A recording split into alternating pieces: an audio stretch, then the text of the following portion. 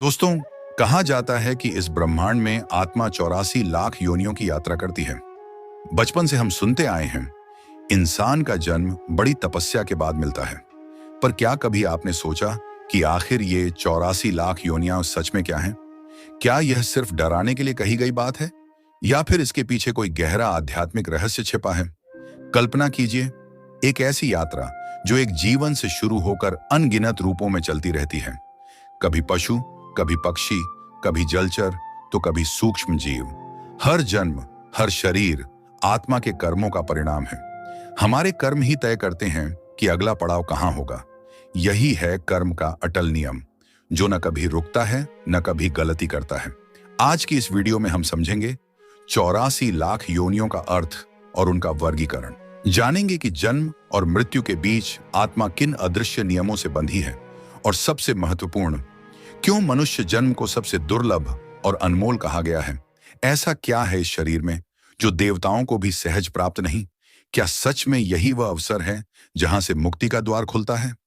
अंत तक बने रहिए, क्योंकि आज की यह चर्चा केवल ज्ञान नहीं देगी, बल्कि शायद आपको अपने अस्तित्व की सच्चाई से रूबरू कराएगी। दोस्तों, जब हम योनि शब्द सुनते हैं तो हमारे मन में तुरंत अलग अलग जीव जंतुओं की तस्वीरें आने लगती हैं।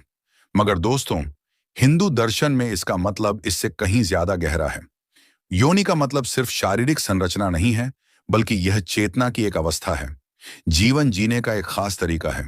यह वह ढांचा है जिसमें आत्मा अपने कर्मों का फल भोगने के लिए निवास करती है। एक उदाहरण से समझिए। मान लीजिए, आत्मा एक यात्री है और यह शरीर उस यात्री का वाहन। जैसे कोई यात्री अपने सफर में अलग अलग वाहन बदलता रहता है। कभी बस में बैठता है, कभी ट्रेन पकड़ता है, कभी हवाई जहाज का सहारा लेता है। बिल्कुल उसी तरह आत्मा भी अपने कर्मों के हिसाब से विभिन्न शरीर धारण करती रहती है। गरुड़ पुराण में स्पष्ट रूप से लिखा है कि आत्मा अमर है, इसे कोई नष्ट नहीं कर सकता। मृत्यु केवल इस शरीर की होती है, आत्मा के सफर की नहीं। और यह सफर तब तक चलता रहता है जब तक आत्मा अपनी अंतिम मंजिल यानी मोक्ष तक नहीं पहुंच जाती। और दोस्तों, एक बहुत ही महत्वपूर्ण बात यह भी जरूरी नहीं कि योनि सिर्फ 84 लाख ही हो। समय के साथ साथ कई जीव जंतु विलुप्त और कई नए भी उत्पन्न होते रहते हैं। आधुनिक विज्ञान की माने तो अमीबा से लेकर मनुष्य तक की यात्रा में लगभग 1 करोड़ 4 लाख योनियां बताई गई हैं। अब सवाल यह उठता है कि यह 84 लाख का आंकड़ा आया कहां से? देखिए, यह कोई हवाई बात नहीं है। इसका स्पष्ट उल्लेख हमें पद्म पुराण जैसे प्राचीन ग्रंथों में मिलता है। यह एक आध्यात्मिक और दार्शनिक वर्गीकरण है जो हमें बताता है कि इस संसार में जीवन के कितने अनगिनत रूप हैं, और हमारी आत्मा इनमें से होकर गुजर चुकी है या आगे गुजर सकती है। यह हमें एहसास कराता है कि हमारा अस्तित्व कितना विशाल है और यह मानव जन्म कितना अनमोल है। इसे ठीक से समझने के लिए आइए इसके विभाजन को देखते हैं, जो आपको चौंका देगा। चलिए अब जानते हैं कि पद्म पुराण इन 84 लाख योनियों को कैसे बांटता है। 84 लाख योनियां अर्थात सृष्टि में पाए जाने वाले विभिन्न प्रकार के जीव जंतु। इन्हें 2 भागों में बांटा गया है, जिनमें पहला योनिज और दूसरा आयोजित है। इसके अतिरिक्त स्थूल रूप से प्राणियों को 3 भागों में बांटा गया है, जिनमें जलचर, थलचर और नभचर प्राणी होते हैं। पद्म पुराण के एक श्लोक में इनके बारे में विस्तार पूर्वक बताया गया है। जैसा कि एक आत्मा को कर्म गति के अनुसार 20 लाख बार वृक्ष की योनि में जन्म होता है, इसके बाद 9 लाख बार जलचर प्राणियों के रूप में जन्म होता है, 11 लाख बार कृमि योनि में, 10 लाख बार पक्षी की योनि में, 30 लाख बार पशु की योनि। इसके बाद 4 लाख योनियां मनुष्यों और मनुष्य जैसे अन्य जीवों की हैं। इसमें केवल हम ही नहीं, बल्कि देवता, दैत्य और गंधर्व जैसी उच्च चेतना वाली योनियां भी गिनी गई हैं। जब आप इन सभी को जोड़ते हैं तो कुल योग होता है 84 लाख। कुल 84 लाख योनियों में मनुष्य की योनि को सर्वश्रेष्ठ बताया गया है। जब 4 लाख बार आत्मा मानव की योनि में ही जन्म लेती है, तो इसके बाद उसे पितृ या देव योनि प्राप्त होती है। ये सभी क्रम कर्मानुसार चलते हैं। जब आत्मा मनुष्य योनि में आकर नीच कर्म करने लगता है, तो उसे पुण्य नीचे की योनियों में जन्म मिलने लगता है, जिसे वेद पुराणों में दुर्गति कहा गया है। यह वर्गीकरण यह बताता है कि आत्मा अपनी यात्रा में कितने भिन्न भिन्न अनुभवों से होकर गुजरती है। कभी वह गहरे समुद्र में मछली बनकर तैरती है, तो कभी हजारों वर्षों तक एक वृक्ष बनकर खड़ी रहती है। कभी पंछी बनकर आकाश की सैर करती है तो कभी जानवर बनकर जंगलों में विचरण करती है। हर योनि एक कक्षा की तरह है, जहां आत्मा कुछ ना कुछ सीखती है, अपने कर्मों का हिसाब चुकाती है और फिर अगली कक्षा की ओर बढ़ जाती है। लेकिन इस पूरे सिस्टम को संचालित कौन कर रहा है? वह कौन सा नियम है जो तय करता है कि आत्मा को अगला शरीर कौन सा मिलेगा? इसका उत्तर एक ही शब्द में है, कर्म। कर्म यह ऐसा शब्द है जिसे हम सभी ने सुना है, लेकिन इसके पीछे छिपे विज्ञान को बहुत कम लोग वास्तव में समझते हैं। श्रीमद् भगवद गीता में भगवान श्री कृष्ण कहते हैं, कर्मण्यवाधिकारस्ते मां फलेषु कदाचन, यानी तुम्हारा अधिकार केवल कर्म करने पर है, उसके फल पर नहीं। कर्म का सिद्धांत केवल जैसा करोगे वैसा भरोगे तक सीमित नहीं है। यह ब्रह्मांड का एक ऐसा अटूट नियम है जो कभी भी नहीं टूटता। बिल्कुल गुरुत्वाकर्षण के नियम की भांति कर्म का अर्थ है हमारी हर गतिविधि, हमारे बोले गए हर शब्द और हमारा हर एक विचार। जी हाँ दोस्तों, हमारे विचार भी कर्म हैं। जब हम कुछ अच्छा करते हैं, किसी की सहायता करते हैं या मन में किसी का भला सोचते हैं तो हम पुण्य अर्जित करते हैं। और जब हम कुछ बुरा करते हैं, किसी को दुख देते हैं या मन में ईर्ष्या और घृणा पालते हैं तो हम पाप संचित करते हैं। इसे एक किसान के उदाहरण से समझते हैं। किसान जैसा बीज बोएगा वैसी ही फसल काटेगा।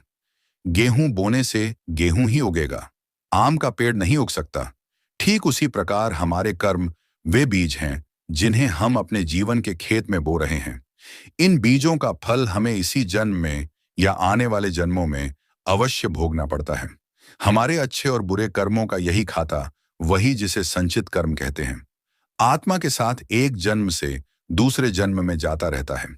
जब मृत्यु के समय आत्मा शरीर छोड़ती है तो वह अपने साथ कर्मों की यही पोटली लेकर आगे बढ़ती है। यही पोटली निर्धारित करती है कि आत्मा का अगला ठिकाना कहाँ होगा। यदि पुण्य अधिक है तो आत्मा को उच्च योनियों में जन्म मिलता है, जैसे देवताओं का या किसी संपन्न और सुखी मनुष्य का जीवन। परंतु यदि पाप अधिक हैं तो आत्मा को निम्न योनियों में धकेल दिया जाता है, पशु, पक्षी, कीड़े या पेड़ पौधे, जहां दुख और चेतना की कमी होती है। यह अनंत काल तक चलता रहता है। एक योनि से दूसरी, दूसरी से तीसरी कर्मों के अनुसार आत्मा ऊपर नीचे होती रहती है, बिल्कुल एक झूले की तरह। तो अब सबसे बड़ा प्रश्न यह है कि क्या इस झूले से उतरने का कोई उपाय है? क्या जन्म मृत्यु के इस चक्र को तोड़ा जा सकता है? और यहीं पर मनुष्य जन्म का वास्तविक महत्व सामने आता है। एक क्षण के लिए आत्मा की इस यात्रा की कल्पना कीजिए। जब किसी जीव की मृत्यु होती है तो क्या घटित होता है? शास्त्र बताते हैं कि आत्मा पुराने शरीर को उसी तरह छोड़ देती है जैसे हम पुराने कपड़े उतारकर नए पहनते हैं। आत्मा अपने साथ एक सूक्ष्म शरीर लेकर आगे बढ़ती है जिसमें जीवन भर के संस्कार, इच्छाएं और कर्मों का संपूर्ण लेखा जोखा दर्ज रहता है। गरुड़ पुराण और कठोपनिषद जैसे ग्रंथ बताते हैं कि मृत्यु के पश्चात आत्मा एक ऐसी अवस्था में प्रवेश करती है जहां उसे अपना संपूर्ण जीवन एक चलचित्र की भांति दिखाया जाता है। उसे दिखाया जाता है कि उसने क्या अच्छा किया, क्या बुरा किया और उसके कर्मों का दूसरों पर क्या प्रभाव पड़ा। वहां कोई वकील या न्यायाधीश नहीं होता। आत्मा स्वयं ही अपनी साक्षी और स्वयं ही न्यायाधीश होती है। इस आत्मचिंतन के बाद उसके कर्मों की ऊर्जा उसे स्वतः अपने अगले जन्म की ओर खींच ले जाती है। मरते समय की उसकी वासनाएं और जीवन भर के कर्म मिलकर निर्धारित करते हैं कि उसे कौन सा नया शरीर प्राप्त होगा। यदि किसी की आसक्ति भोजन में अत्यधिक थी तो संभव है उसे ऐसी योनि मिले जहां उसे भोजन के लिए तरसना पड़े। यदि किसी में हिंसक प्रवृत्ति अधिक थी तो उसे किसी हिंसक पशु का शरीर मिल सकता है। यह सब एक स्वचालित, प्राकृतिक और न्याय संगत व्यवस्था है। इस संपूर्ण प्रक्रिया में आत्मा एक योनि से दूसरी योनि में भटकती रहती है। वह 83,99,999 योनियों के कष्टों और सीमित अनुभवों से होकर गुजरती है। वृक्ष बनकर हजारों वर्ष तक बिना हिले डुले पीड़ा सहती है। कीट बनकर कुछ क्षण जीकर मर जाती है। पशु बनकर सदैव भय और भूख में जीवन व्यतीत करती है। इन सभी योनियों में एक बात समान है, वहां विवेक नहीं है, यानी सही और गलत में अंतर करने की समझ नहीं है।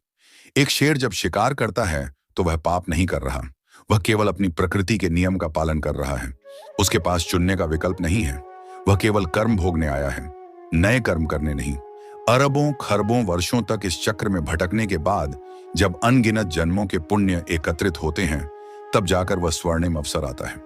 वह अनमोल घड़ी आती है जब आत्मा को मनुष्य का शरीर प्राप्त होता है, और यही वह क्षण है जहां से पूरी कहानी बदल सकती है। तो आखिर मनुष्य की योनि में ऐसा क्या है जो इसे इतना विशेष और दुर्लभ बनाता है? संत और शास्त्र एक ही बात कहते हैं, बड़े भाग मानुष तन पावा, सुर दुर्लभ सब ग्रंथन है गावा। यानी बड़े सौभाग्य से यह मनुष्य शरीर मिला है जो देवताओं के लिए भी दुर्लभ है, और सभी ग्रंथ इसकी महिमा गाते हैं। देवताओं के पास तो हमसे कहीं अधिक सुख सुविधाएं हैं, फिर उनके लिए यह दुर्लभ क्यों? इसलिए कि देवताओं का जीवन भोग प्रधान है। वे अपने अच्छे कर्मों का फल भोग रहे हैं, लेकिन वे नए कर्म करके मोक्ष की साधना नहीं कर सकते। मोक्ष का द्वार केवल और केवल मनुष्य योनि से ही खुलता है। मनुष्य जन्म की सबसे बड़ी शक्ति है विवेक। विवेक यानी बुद्धि और चेतना की वह शक्ति जो हमें सही गलत, अच्छे बुरे के बीच भेद करना सिखाती है। एक पशु केवल अपनी प्रवृत्ति और आवश्यकता से कार्य करता है, लेकिन एक मनुष्य के पास चुनने की स्वतंत्रता है। वह चाहे तो अच्छे कर्म करके देवता बन सकता है, और चाहे तो बुरे कर्म करके वापस पशुओं की योनियों में गिर सकता है। यह चुनने की शक्ति किसी अन्य योनि में नहीं है। मनुष्य शरीर को साधन धाम मोक्ष कर द्वारा कहा गया है, यानी यह शरीर मोक्ष प्राप्त करने का एक साधन और उसका मुख्य द्वार है। यह वह चौराहा है जहां से 4 रास्ते सीधे मोक्ष की ओर जाते हैं। इन्हें 4 योग कहा गया है। पहला कर्म योग, फल की चिंता किए बिना अपना कर्तव्य निभाते हुए ईश्वर को प्राप्त करना। दूसरा भक्ति योग, प्रेम, श्रद्धा और समर्पण से ईश्वर की भक्ति करके उनसे एकाकार होना। तीसरा ज्ञान योग, ज्ञान और मनन के द्वारा मैं कौन हूं इस सत्य को जानकर मुक्त हो जाना। चौथा राजयोग, ध्यान और साधना के माध्यम से मन और इंद्रियों को नियंत्रित करके समाधि तक पहुंचना। ये मार्ग केवल मनुष्यों के लिए खुले हैं। कोई पशु ना तो गीता का ज्ञान समझ सकता है, ना भजन कीर्तन कर सकता है, और ना ही ध्यान में बैठकर अपनी आत्मा को पहचान सकता है। यह क्षमता, यह अवसर, यह सौभाग्य केवल हमें और आपको प्राप्त हुआ है। हम 84 लाख योनियों के चक्रव्यूह में भटकने के बाद उस द्वार पर आकर खड़े हैं जिसके बाहर मुक्ति का अनंत आकाश फैला है। लेकिन जरा सोचिए, हम में से अधिकांश लोग इस अनमोल अवसर का करते क्या हैं? हम इस कीमती शरीर को केवल खाने पीने, सोने और धन कमाने में गवा देते हैं। यह काम तो पशु भी कर रहे हैं। फिर हम में और उनमें अंतर क्या रहा? हमें यह शरीर इन कामों के लिए नहीं मिला था। हमें यह शरीर उस अनंत यात्रा को समाप्त करने के लिए मिला था। हर पल इस जीवन का अनमोल है। इसे केवल सांसारिक चीजों के पीछे दौड़ने में व्यर्थ न करें, बल्कि अपनी आत्मा के उत्थान के लिए उपयोग करें। नेक कर्म करें, दूसरों की सहायता करें, ईश्वर का स्मरण करें और स्वयं से प्रश्न करें, मैं कौन हूं और मेरे जीवन का उद्देश्य क्या है? क्योंकि यह अवसर यदि एक बार खो गया तो इस द्वार तक पुनः पहुंचने में शायद करोड़ों वर्ष लग जाए। अगर आपको यह ज्ञानवर्धक चर्चा पसंद आई हो तो वीडियो को लाइक जरूर करें, चैनल को सब्सक्राइब करें और कमेंट में बताएं आप इस विषय पर क्या सोचते हैं।